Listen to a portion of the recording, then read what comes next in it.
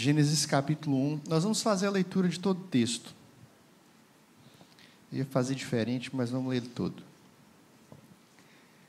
Nós, nesse mês de outubro, mês em que nós lembramos da reforma, nós vamos estar trabalhando os 4 pilares da cosmovisão reformada, da cosmovisão cristã reformada. E o primeiro pilar é o pilar da criação. E nós vamos meditar, então, no texto de Gênesis 1, que fala sobre a criação.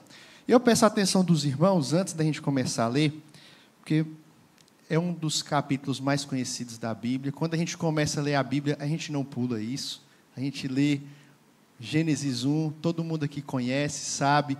Quando está na escola dominical, desde criancinha, aprende Gênesis 1. E muitas vezes a gente perde a beleza, a riqueza do que está aqui. Meus irmãos, é a palavra de Deus. Se a gente retirar isso daqui, a gente perde o fundamento da nossa fé. Sem Gênesis 1. Sem o relato da criação, nós perdemos base da nossa fé. Então, considere com estima, com seriedade, com profundidade, com beleza, aquilo que a palavra nos registra aqui em Gênesis 1. Acompanhe a leitura. Diz assim: No princípio criou Deus os céus e a terra. A terra, porém, estava sem forma e vazia. Havia trevas sobre a face do abismo, e o Espírito de Deus pairava por sobre as águas. Disse Deus: haja luz, e houve luz. E viu Deus que a luz era boa, e fez separação entre luz e as trevas. Chamou Deus a luz dia, e as trevas noite. Houve tarde e manhã o primeiro dia. E disse Deus: haja firmamento no meio das águas, e separação entre as águas. Fez, pois, Deus o firmamento e separação entre as águas debaixo do firmamento e as águas sobre o firmamento. E assim se fez. E chamou Deus ao firmamento os céus. Houve tarde e manhã o segundo dia. Disse também Deus: ajuntem-se as águas debaixo dos céus num só lugar, e apareça a porção seca. E assim se fez. A porção seca chamou Deus terra, e ao ajuntamento das águas mares. E viu Deus que isso era bom. E disse: produza a terra relva, ervas que deem sementes, e árvores frutíferas que deem fruto, segundo a sua espécie, cuja semente esteja nele sobre a terra. E assim se fez. A terra, pois, produziu relva, ervas que davam semente segundo a sua espécie, e árvores que davam fruto, cuja semente estava nele conforme a sua espécie. E viu Deus que isso era bom. Houve tarde e manhã o terceiro dia. Disse também Deus: haja luzeiros no firmamento dos céus, para fazerem separação entre o dia e a noite, e sejam eles para sinais, para estações, para dias e anos. E sejam para luzeiros no firmamento dos céus, para alumiar a terra. E assim se fez. Fez Deus os 2 grandes luzeiros, o maior para governar o dia e o menor para governar a noite, e fez também as estrelas. E os colocou no firmamento dos céus para alumiarem a terra, para governarem o dia e a noite, e fazerem separação entre a luz e as trevas. E viu Deus que isso era bom. Houve tarde e manhã o 4º dia. Disse também Deus: povoem-se as águas de enxames de seres viventes, e voem as aves sobre a terra, sobre o firmamento dos céus. Criou, pois, Deus os grandes animais marinhos, e todos os seres viventes que rastejam, os quais povoavam as águas segundo as suas espécies, e todas as aves segundo as suas espécies. E viu Deus que isso era bom. E Deus os abençoou, dizendo: sede fecundos, multiplicai-vos e enchei as águas dos mares, e na terra se multipliquem as aves. Houve tarde e manhã o 5º dia. Disse também Deus: produza a terra seres viventes conforme a sua espécie, animais domésticos, répteis e animais selváticos segundo a sua espécie. E assim se fez. E fez Deus os animais selváticos segundo a sua espécie, e os animais domésticos conforme a sua espécie, e todos os répteis da terra conforme a sua espécie, e viu Deus que isso era bom. Também disse Deus: façamos o homem à nossa imagem, conforme a nossa semelhança. Tenha ele domínio sobre os peixes do mar, sobre as aves dos céus, sobre os animais domésticos, sobre toda a terra e sobre todos os répteis que rastejam pela terra. Criou Deus, pois, o homem à sua imagem, a imagem de Deus o criou, homem e mulher os criou. E Deus os abençoou e lhes disse: sede fecundos, multiplicai-vos, enchei a terra e sujeitai-a. Dominai sobre os peixes do mar, sobre as aves do céu e sobre todo o animal que rasteja pela terra. E disse Deus ainda: eis que vos tenho dado todas as ervas que dão semente e se acham na superfície de toda a terra, e todas as árvores em que há fruto e que dê semente, isso vos será por mantimento. E a todos os animais da terra, e a todas as aves dos céus, e a todos os répteis da terra, em que há fôlego de vida, toda a erva verde lhe será para mantimento. E assim se fez. Vamos ler todos juntos o verso 31. Viu Deus tudo quanto fizera, e eis que era muito bom. Houve tarde e manhã o sexto dia.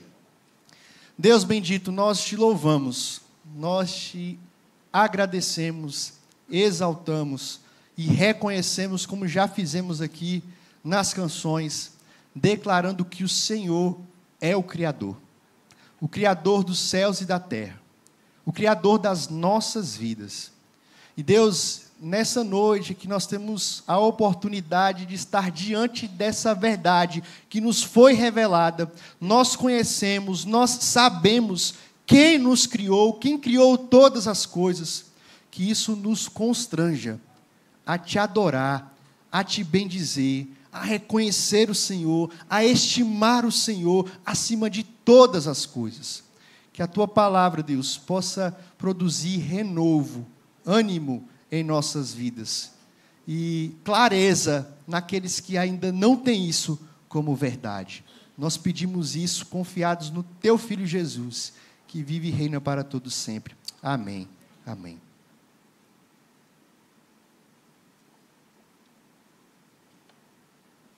Como eu disse, irmãos, nós vamos tratar ao longo desse mês a respeito de cosmovisão.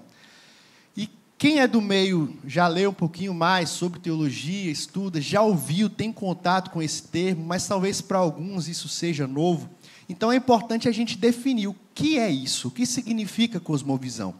Um autor chamado James Sire, ele apresenta uma definição que ajuda a gente a entender o que é isso. Ele diz: cosmovisão é um compromisso, uma orientação fundamental do coração, algo que pode ser expresso em uma história ou em um conjunto de pressuposições, afirmações que podem ser verdadeiras, parcialmente verdadeiras ou totalmente falsas, que sustentamos de modo consciente ou inconsciente, consistentemente ou não, sobre a estrutura básica da realidade e que provê os fundamentos em que vivemos, nos movemos e temos no nosso ser. Ou seja, cosmovisão não é somente a visão, a leitura que a gente faz do mundo, das coisas, da história, da cultura, das pessoas, de nós mesmos. Cosmovisão vai dizer a respeito da forma como a gente vive, da forma como a gente se move, da forma como a gente pensa, da forma como a gente se comporta. E por isso que falar de cosmovisão é tão importante, porque nós precisamos ter uma visão bíblica, uma visão cristã, uma visão que molde os nossos pensamentos, que transforme os nossos desejos, que guie as nossas palavras e as nossas ações. Uma cosmovisão nos diz por que existe alguma coisa ao invés de nada. Ela explica o porquê a gente chegou até aqui e por que a gente está aqui. A cosmovisão deve, ou deveria, porque nem todas as cosmovisões trazem respostas concretas, explicar por que as coisas são como são, ou estão como estão, e onde as coisas vão terminar. E pelo fato da cosmovisão estar no cerne daquilo que nós somos, ela serve para revelar aquilo que nós pensamos a respeito de Deus ou não pensamos a respeito dele. E mesmo as pessoas que dizem não crer em Deus, não conhecer o Senhor, ou dizem que não tem uma cosmovisão, na verdade ela tem um compromisso. E esse compromisso que vai moldar a forma como ela lida com trabalho, dinheiro, com a sua própria vida, com o seu tempo, isso é cosmovisão. Ela tendo consciência disso ou não. O livro de Provérbios vai dizer algo interessante, no capítulo 23, verso 7. Assim como o homem pensa em seu coração, assim ele é. Em outras palavras, a forma como você pensa sobre Deus, sobre o outro e sobre você mesmo, isso vai fazer você viver. Você vai viver à luz disso que você pensa a respeito de Deus, do outro e de si mesmo. E como eu disse, quando nós falamos da cosmovisão cristã, ela está baseada em 4 pilares, 4 fundamentos que nós devemos levar em conta para ler de forma correta a nossa realidade. Que é a criação, a queda, a redenção e a consumação. E elas estão interligadas, esses 4 fundamentos. Por mais que a gente vai estudar aqui, meditar em 4 separados, mas eles vão dialogar entre si, porque a criação, como nós vamos meditar nessa noite, ela foi afetada por causa da queda, e aguarda então a consumação, quando todas as coisas serão restauradas para a glória de Deus. Hoje nós veremos o primeiro dos 4, sobre a criação, baseado aqui no texto de Gênesis 1. E olhando para esse texto, nós vamos ver 4 verdades fundamentais para a nossa cosmovisão. Primeiro, que existe um Criador. Segundo, o modo como Deus criou todas as coisas. Terceiro, o caráter da criação e do Criador. E em 4º lugar, a criação do homem. Essas 4 verdades precisam estar claras na nossa mente para a gente viver de uma forma que agrada a Deus. O livro de Gênesis, meus irmãos, não nasceu do vácuo, não é história da carochinha. Moisés, quando escreveu esse livro, ele escreveu depois que o povo tinha sido liberto do Egito. E por isso, o propósito especial do livro de Gênesis é deixar claro para o povo de Deus que existe um único Deus. E aqui nos capítulos 1 e 2, deixar claro que foi esse Deus que criou todas as coisas. O povo de Israel estava cercado de outros povos que tinham visões de mundo diferentes, visões sobre a criação diferentes. Os egípcios tinham em mente que as suas divindades, várias delas, participaram do processo de criação. Tinham a sua forma de contar como o mundo foi criado. E o povo tinha passado muito tempo ali no Egito, sendo influenciado pela cosmovisão dos egípcios. Quando eles fossem chegar na terra prometida, ali na região onde os cananeus viviam, os cananeus também tinham a sua forma de ver como o mundo foi criado, através de batalhas cósmicas, onde deuses disputaram ao longo da história. Então, todas essas cosmovisões, essas formas de ver o mundo, a existência, o início, a origem, estavam ali, dialogando com o povo de Deus. Mas Deus usou o seu servo Moisés para mostrar, e nós temos esse privilégio de saber como foi que ele criou todas as coisas. Temos aqui então a criação nos revelando verdades preciosas. E nós vamos ver então a primeira coisa que a criação, o relato da criação nos revela é a existência de um Deus grandioso. O verso 1 e 2 vai trazer isso para a gente. O registro bíblico aqui traz para nós que não há nenhuma discussão, não há nenhuma batalha. Isso aqui não é uma história, não é um mito, não é um conto. Se trata da palavra de Deus anunciando que antes de todas as coisas já existia um Deus soberano. Nós cantamos isso aqui. Nosso Deus é soberano, Ele reina antes da fundação do mundo. Antes que houvesse qualquer coisa, Ele já era Deus e reinava soberanamente. E esse Deus declara, Ele é o protagonista da história, Ele é o protagonista sobre a criação. No livro de Gênesis nós temos a descrição, a revelação do palco da história sendo construído. Deus construindo o mundo que seria o palco da história. Mas o protagonista, ele não tem início, ele não tem fim. Ele é o nosso Deus eterno. E Ele declara, Ele cria todas as coisas. E é interessante a palavra escrita aqui, no princípio criou Deus. Esse verbo aqui no hebraico, ele é exclusivamente usado para o Criador, para mostrar, para afirmar que Deus criou todas as coisas do nada. Existe uma outra expressão, ex nihilo. Criar ex nihilo é criar tudo antes de que qualquer coisa existisse. É interessante porque Deus nos deu, nós vamos falar sobre isso quando for tratar a questão do homem daqui a pouco, deu ao homem criatividade. Nós temos irmãs aqui na igreja que têm habilidades, né, no artesanato. Temos irmãos aqui na igreja que têm habilidades com artesanato, criam coisas, fazem coisas. Nós, homens, criamos máquinas que, por sua vez, também criam coisas.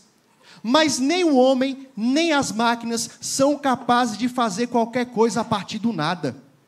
Nós precisamos de alguma coisa, trabalhar alguma coisa para criar alguma coisa. Mas Deus é o único que do nada fez tudo. Sem matéria nenhuma, Deus disse, haja, e as coisas vieram a existir. Esse é o poder do nosso Deus. A grandeza do nosso Deus, que do nada criou todas as coisas. Cosmovisões influenciadas pelo ateísmo vão dizer que não existe Deus. A palavra nos diz, antes de tudo, Deus já existia. Os panteístas vão dizer que tudo é Deus. Aqui no relato da criação nos diz de forma clara que existe distinção entre Deus, entre o Criador e a criatura. Não é tudo que é Deus, não. Os materialistas vão dizer que só a matéria é o que importa, é o que é importante. Mas o texto nos diz que antes que a matéria existisse, Deus já era, Ele já existia, Ele já era Senhor.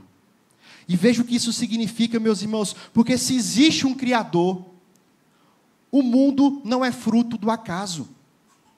A nossa vida, a criação, não é um acidente, existe propósito, existe direção, existe ordem, porque Deus criou, Deus ordenou. Calvino lembra que antes mesmo do homem existir, Deus já havia preparado todas as coisas para ele. Deus, como um pai, preparou o mundo, preparou todo o cenário, preparou todas as condições para que nós pudéssemos existir, para que nós pudéssemos sobreviver. Lutero via, até na separação das águas, um sinal do zelo de Deus para a nossa habitação. Meus irmãos, nada foi feito por acaso, mas tudo foi feito para sustentar a vida aqui nessa terra. Todas as leis naturais, as leis físicas, a quantidade exata de gases que existe, meus irmãos, Deus preparou tudo isso de forma perfeita. Ele criou isso do nada. É interessante, não sei quantos são curiosos com relação a isso, mas é interessante ver quando os homens na corrida espacial aí procurando em outros países a questão, outros países não, em outros planetas a questão de vida, a possibilidade de vida. Será que o homem pode sobreviver em Marte ou em outro país? E logo se pensa na água, né, para saber se tem água ali. Mas a gente sabe que é muito mais do que água para poder sobreviver em um lugar. A questão da gravidade, dos gases, da radiação, tudo isso. E a gente percebe que na nossa terra, quando Deus criou, Ele criou tudo perfeito para que houvesse vida. Esse é o poder do nosso Deus, meus irmãos. O Deus Criador, o Deus que formou todas as coisas. Esse é o nosso Deus tremendo. Nós não estamos soltos no universo frio. Você não é fruto de sorte, você não é fruto do destino. Existe um Deus que criou você e sustenta a sua vida, porque essa é outra verdade maravilhosa. O nosso Deus maravilhoso que criou todas as coisas, Ele não somente criou e deixou para lá como alguns alegam, mas Ele criou todas as coisas e sustenta todas as coisas pelo poder da sua palavra. Ele sustenta a sua criação, Ele governa, Ele reina sobre a sua criação.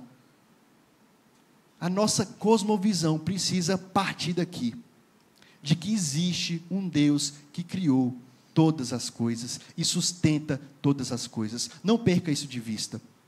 Isso traz esperança para a gente. Esperança de que a nossa vida não corre sozinha.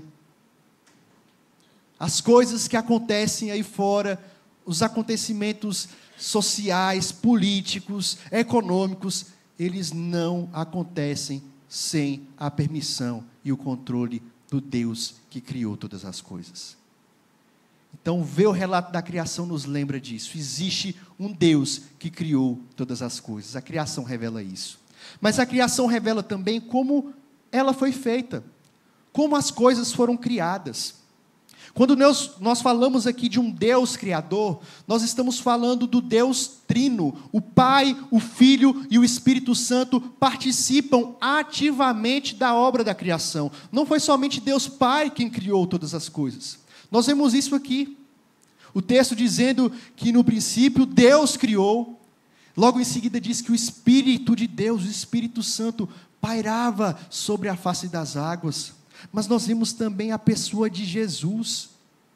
João vai deixar isso muito claro, que tudo foi feito por intermédio dele, de Jesus. Sem Jesus, nada do que foi feito havia sido feito. Teria sido feito. Um dos ensinamentos centrais da criação é que Deus criou todas as coisas por intermédio do quê? Da sua palavra. Gênesis 1 e 2 vai trazer aqui uma fórmula criacional. Todas as coisas foram criadas e a expressão que se repete é: e disse Deus. E Deus falou. Isso vai aparecer no versículo 3, 6, 9, 11, 14, 20, 22, 24, 26, 28, 29 do capítulo 1. No capítulo 2 também no verso 16 e 18. Deus criou todas as coisas por meio da sua palavra. E meus irmãos, quando Moisés mostra essa fórmula, ele está dizendo aqui que Jesus é a pessoa por meio de quem Deus fez todas as coisas. E isso pode não ficar claro quando a gente olha para Gênesis, mas quando a gente olha lá no Novo Testamento, na recriação, registrado pelo evangelista João no capítulo 1, ele vai dizer: no princípio era o verbo, era a palavra, e a palavra estava com Deus, e a palavra era Deus. Ele estava no princípio com Deus, todas as coisas foram feitas por intermédio dele, e sem ele, nada do que foi feito se fez. Jesus participa da criação. Por meio dele, por meio da palavra, as coisas vêm a existir. E o que isso traz de significado, de importância para a gente, meus irmãos? Porque veja, quando a Bíblia fala que Jesus é a palavra, isso não é algo literal, não, Jesus não é um vocábulo simplesmente. Isso é uma analogia. E essa analogia comunica para a gente o seguinte: palavra tem a ver com significado. É através da palavra que nós definimos as coisas. É através da palavra que nós dizemos o que alguma coisa é ou o que ela não é. Palavra tem a ver com o significado das coisas. E quando nós falamos que Deus criou todas as coisas pela sua palavra, é que as coisas não foram criadas com vazio de significado. Deus criou e deu sentido para cada uma das coisas que Ele criou.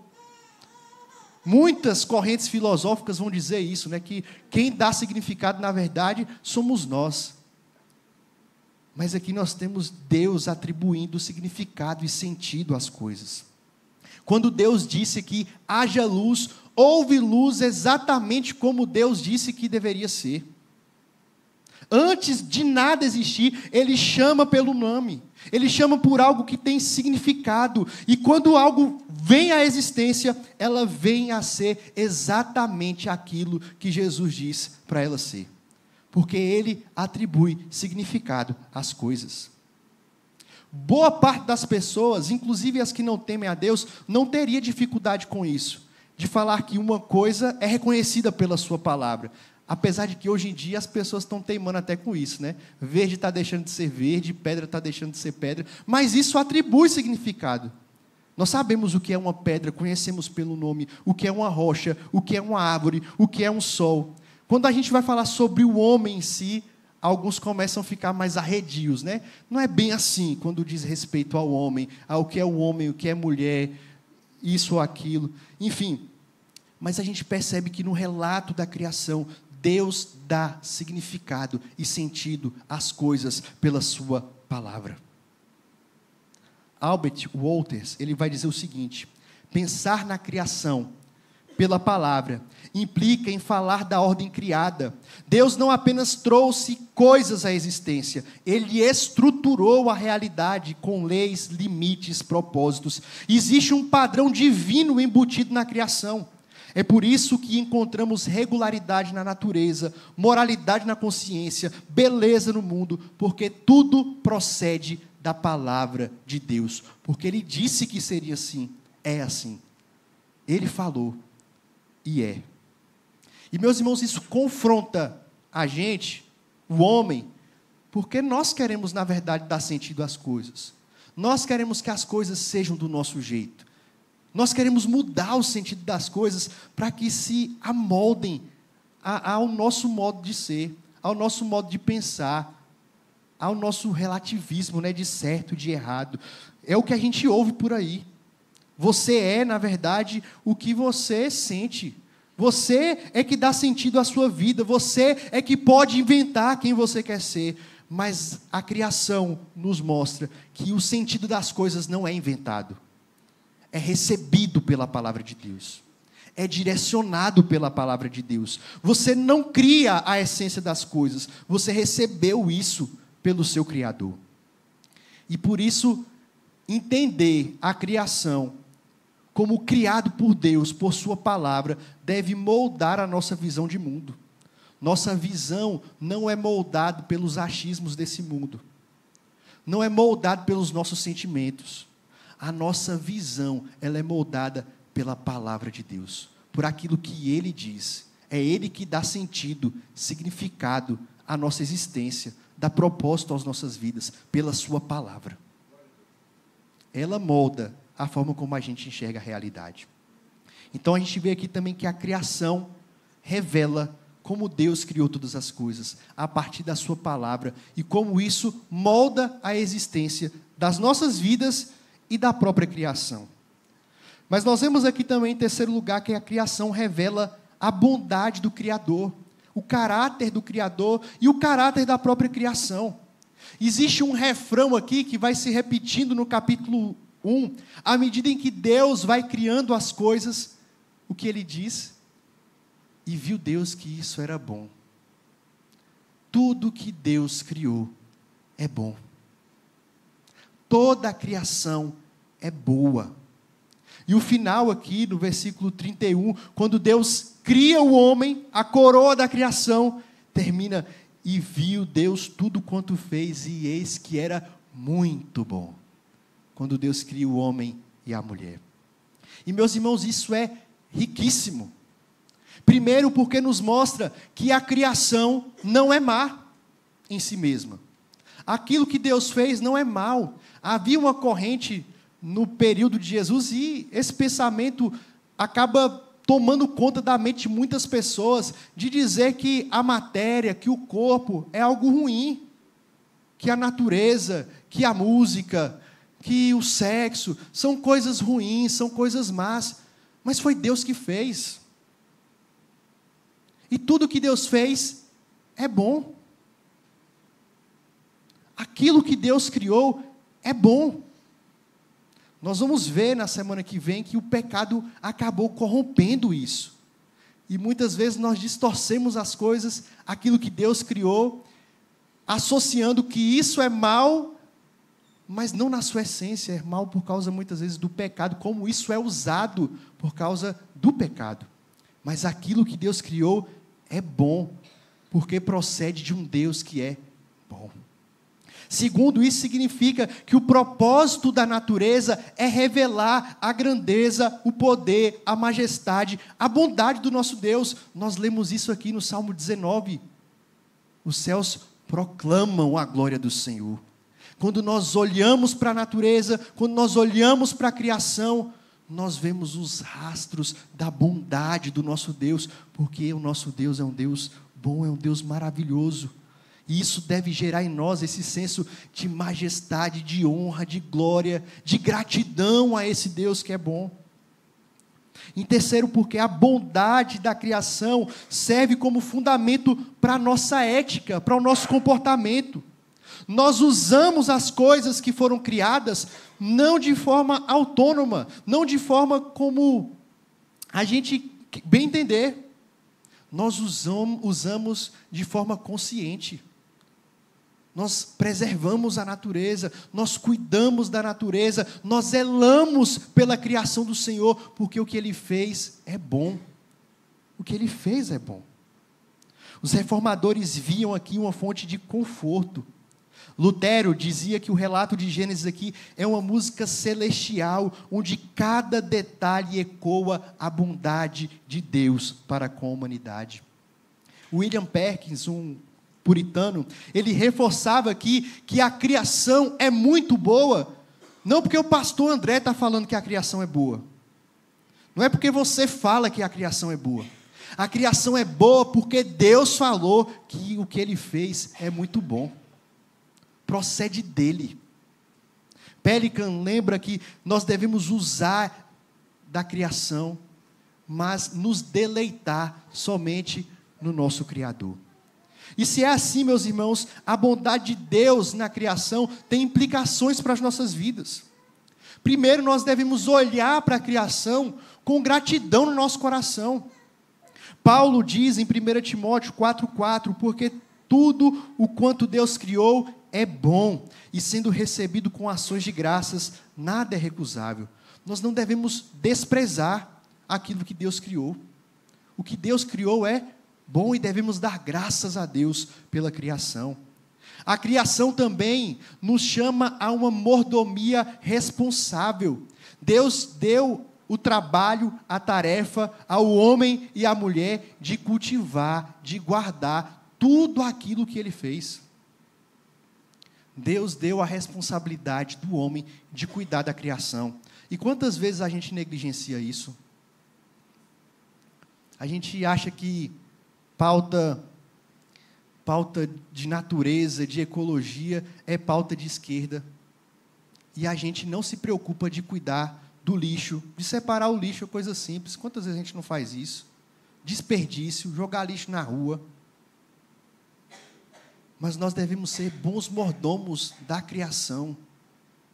Usar a criação que o Senhor nos deu de forma consciente, de forma responsável. A criação também aponta para a bondade do próprio Deus. O apóstolo Tiago diz: toda boa dádiva e todo dom perfeito vem do alto, descendo do Pai das luzes. Se existe uma bondade no mundo, é porque é o próprio Deus que é bom, que espalha essa bondade em nós e através de nós, aponta para a bondade do nosso Deus. Nós veremos na semana que vem que o pecado distorceu isso. Infelizmente, o que tem acontecido é que muitas pessoas inverteram, como Paulo vai dizer, estão adorando a criação, a criatura, ao invés do Criador. Devemos sim valorizar, devemos sim cuidar, devemos sim ser gratos diante de Deus, mas olhar para a criação, contemplar a beleza da criação, deve nos levar a um sentimento de adoração, louvor, honra e gratidão ao nosso Criador, ao nosso Senhor, a Ele somente. Porque Ele é a fonte de todo o bem. Por isso, meu irmão, toda vez que você comer uma refeição, dê graças a Deus, agradeça a Deus pela comida gostosa que você pode comer. Toda vez que você contemplar a passagem, a gente tem o privilégio de ter uma orla linda aqui, andar pela orla, caminhar pela orla, que coisa maravilhosa que o Senhor nos deu. contemple essa orla belíssima e diz: existe um Deus Criador, a Ele toda honra, a Ele toda glória. Quantas vezes a gente perde de vista isso? A gente tem natureza aqui ao nosso lado, que nos ajuda a olhar para ela e nos lembrar do nosso Criador, e negligenciamos isso também. Quando você usar o seu corpo para trabalhar, para estudar, para descansar, lembre-se que ele é parte da criação de Deus. Use o seu corpo para a glória de Deus, porque foi criado para o Senhor, pelo Senhor, para a glória do Senhor. A criação revela a bondade do nosso Deus maravilhoso. Mas por fim, a criação revela aqui a nossa origem, a origem do homem e o seu propósito. Deus criou todas as coisas pelo poder da sua palavra, a gente viu isso aqui. Mas você já notou que com a formação do homem é diferente? Deus não disse haja homem e houve homem, haja mulher e houve mulher. A forma de Deus criar o homem e a mulher foi diferente. O homem é a coroa da criação. E diferentemente das outras coisas, dos animais, dos seres celestiais, Deus criou o homem de uma forma toda especial. Ele é o ponto alto da criação. O texto diz: façamos o homem à nossa imagem e semelhança. Esse é o primeiro vestígio aqui da Trindade.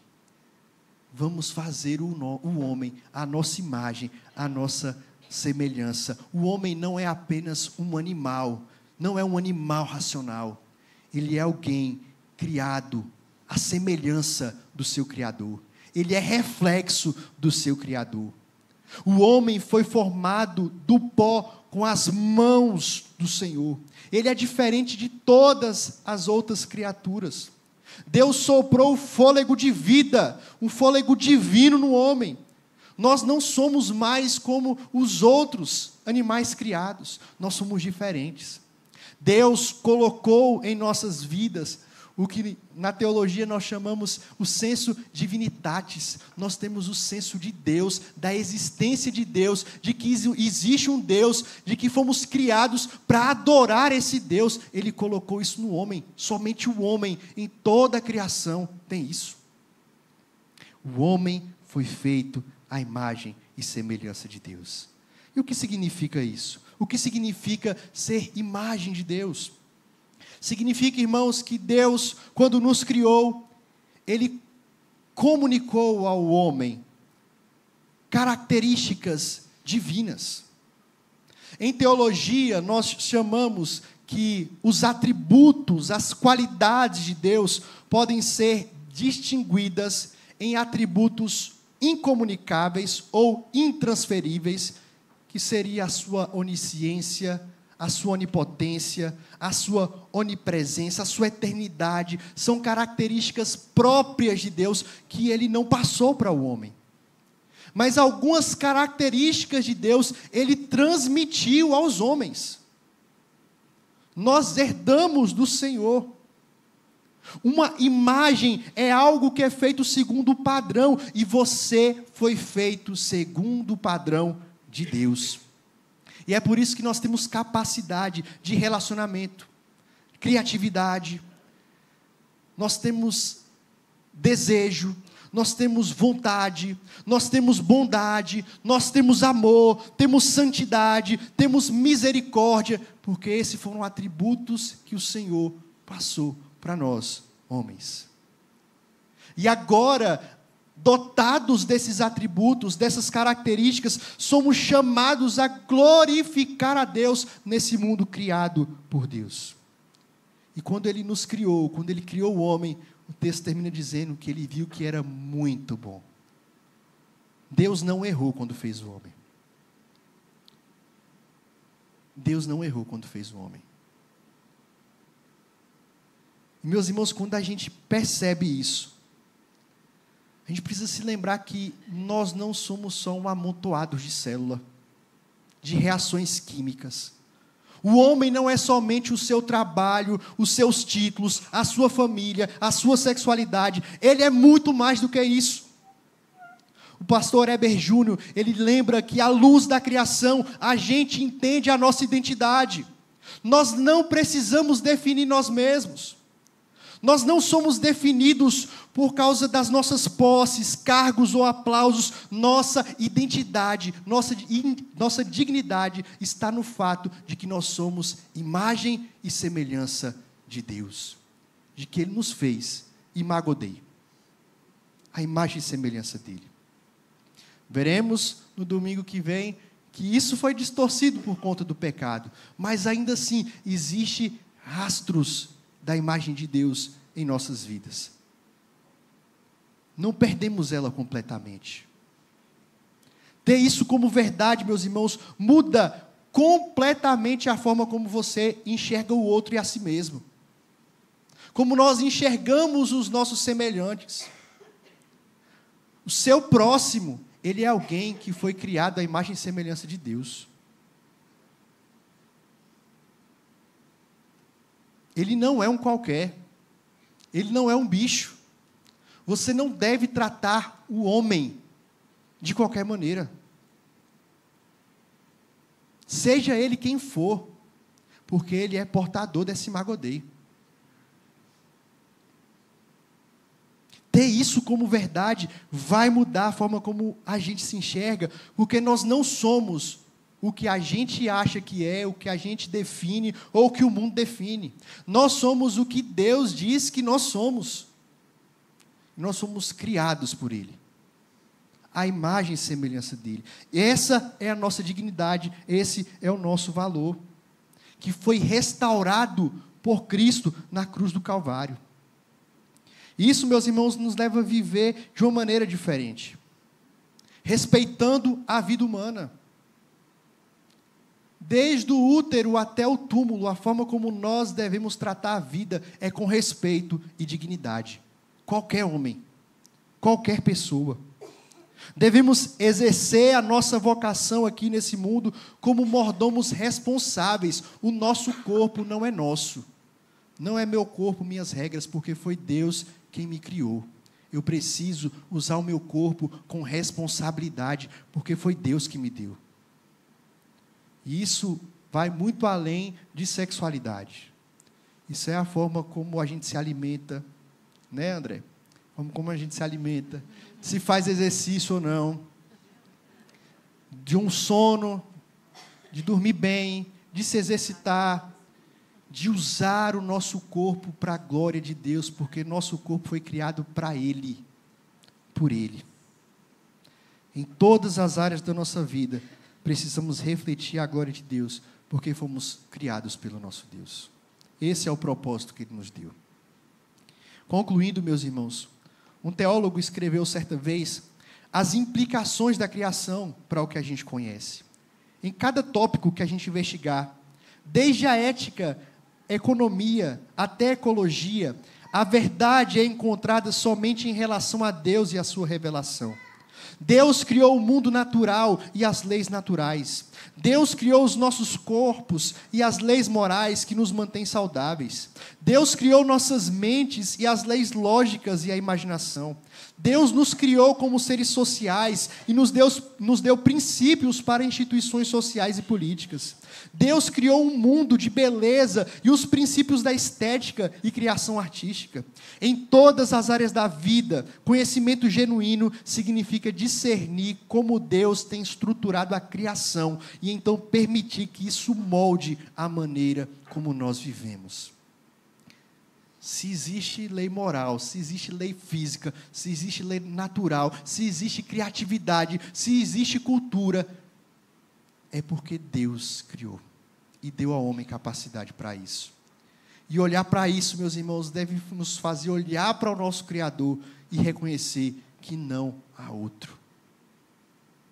Dar glória a Deus somente. Glorificar a Deus somente. Usar tudo para a glória de Deus somente. Você consegue enxergar, conceber Deus como seu Criador.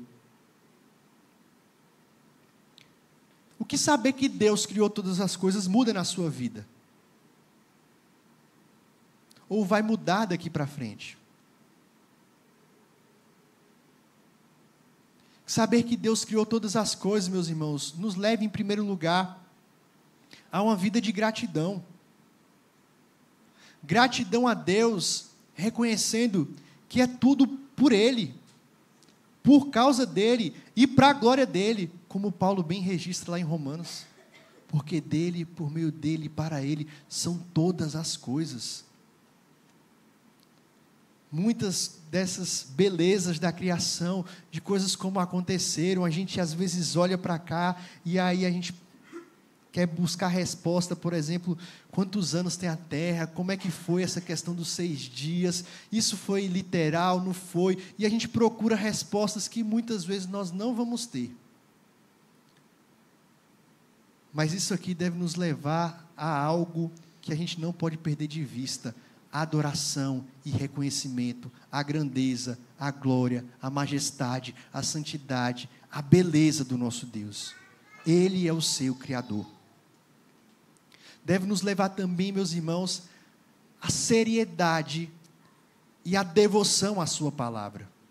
Porque a mesma palavra que criou todas as coisas, a mesma palavra que sustenta todas as coisas, é a palavra que nos é dada por intermédio das Escrituras, que nos alimenta, que nos confronta, que nos exorta, que nos encoraja, que nos alimenta, que você deseje essa palavra, a palavra de Deus.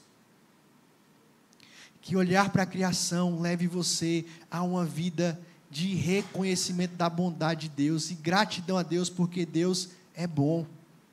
Desfrute daquilo que o Senhor deu. Desfrute com alegria, com gratidão, com moderação, com sabedoria. Preserve, seja mordomo da criação do Senhor. Use a sua vida para a glória de Deus, porque foi para isso que nós fomos criados. A imagem e semelhança dele, para refletir a glória dele aqui nessa terra. E só é possível isso em Jesus Cristo.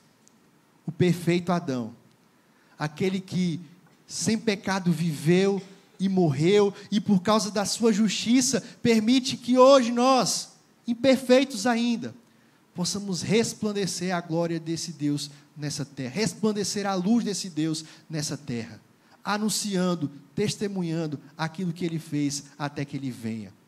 E um dia, quando essa criação for restaurada completamente, nós poderemos vislumbrar muito mais do que Adão viu lá no Éden.